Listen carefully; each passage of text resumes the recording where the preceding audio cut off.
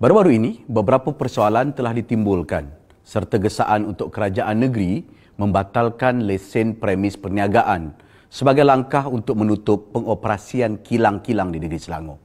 Saya menyambut baik persoalan ini dan percaya ianya timbul kerana keresahan yang sedang dihadapi rakyat setelah melihat usaha kita semua kekal duduk di rumah dengan mematuhi perintah kawalan pergerakan diperketatkan, tidak membuahkan hasil lagi kerana jumlah kes COVID-19 masih meningkat naik.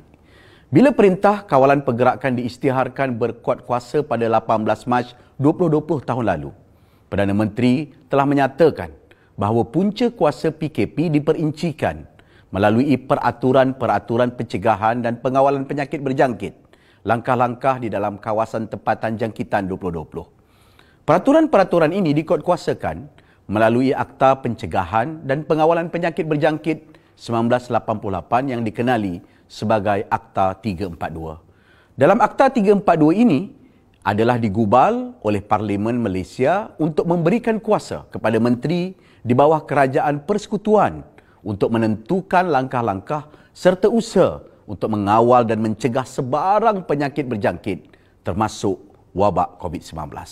Ketika Perdana Menteri mengumumkan PKP 18 Mac tahun lalu, amanah untuk menguatkuasakan Akta 342 diturunkan kepada pegawai polis di Raja Malaysia dan juga rela melalui Seksyen 3 Akta tersebut.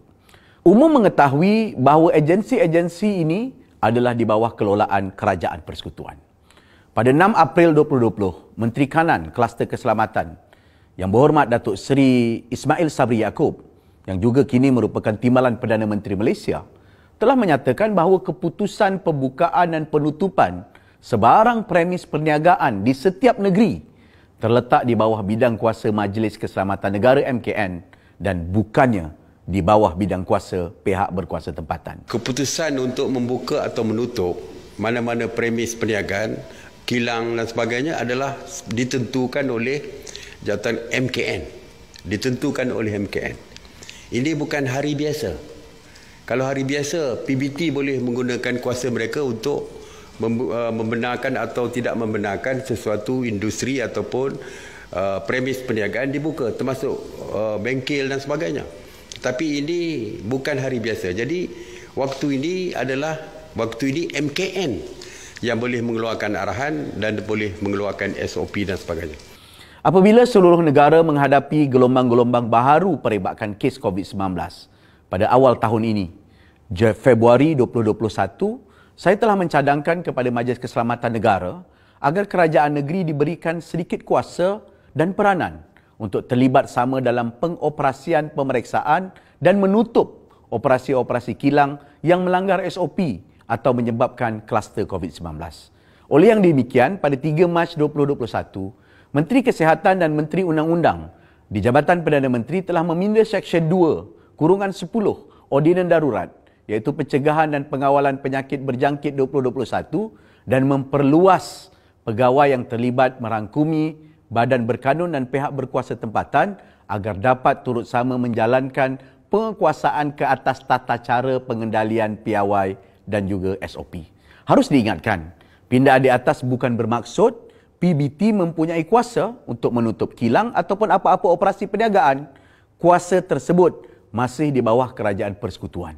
Peranan PBT adalah terhad sebagai membantu penguasaan SOP atas arahan Kerajaan Persekutuan dalam maksud mengenakan kompaun-kompaun tertentu terhadap kesalahan melanggar SOP-SOP. Saya turut mengamati beberapa komen dan pandangan yang membangkitkan mengapa kerajaan negeri tidak menggunakan kuasa yang ada di peringkat pihak berkuasa tempatan ataupun PBT untuk menggantung lesen operasi syarikat menggunakan Akta Kerajaan Tempatan 1971 bagi membendung penularan jangkitan virus COVID-19.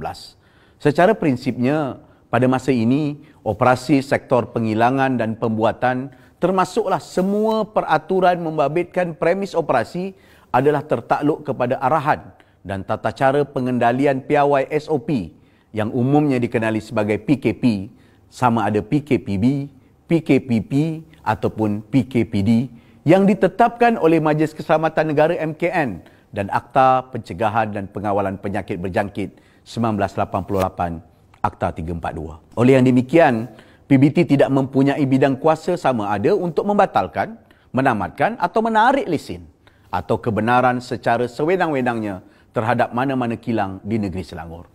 Segala tindakan kerajaan negeri dan pihak berkuasa tempatan harus dijalankan secara telus dan bertanggungjawab mengikut undang-undang dan prinsip iaitu rule of law.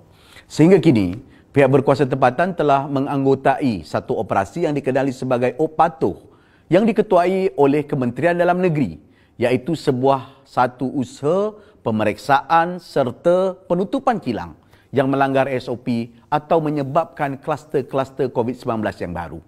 Berdasarkan laporan polis di Raja Malaysia, sejumlah 2,266 pemeriksaan telah dilaksanakan dalam Op Patuh di Selangor dari 25 Jun 2021 hingga 12 Julai 2021 dengan mengkompaun 65 premis dan mengarahkan 27 premis lagi termasuk kilang untuk henti operasi. Selain itu, Kementerian Kesihatan Malaysia juga telah menjalankan usaha memastikan sektor ekonomi khususnya kilang mematuhi SOP. Jabatan Kesihatan Negeri Selangor di bawah KKM menjalankan operasi melalui Pejabat Kesihatan Daerah yang telah memeriksa 388 premis perniagaan dan menutup 49 premis perniagaan yang menyebabkan kluster perebakan serta telah menutup 129 premis perniagaan atas sebab melanggar SOP sejak 11 Mac 2021 sehingga 12 Julai 2021. Kesimpulannya, dalam hal berkenaan ini, pihak berkuasa tempatan di negeri Selangor berperanan hanya untuk membantu agensi-agensi penguasaan utama di bawah Kerajaan Persekutuan seperti Polis Diraja Malaysia ataupun Kementerian Kesihatan melalui pegawai-pegawainya untuk membatalkan dan menutup operasi mana-mana premis perniagaan termasuk kilang di negeri Selangor.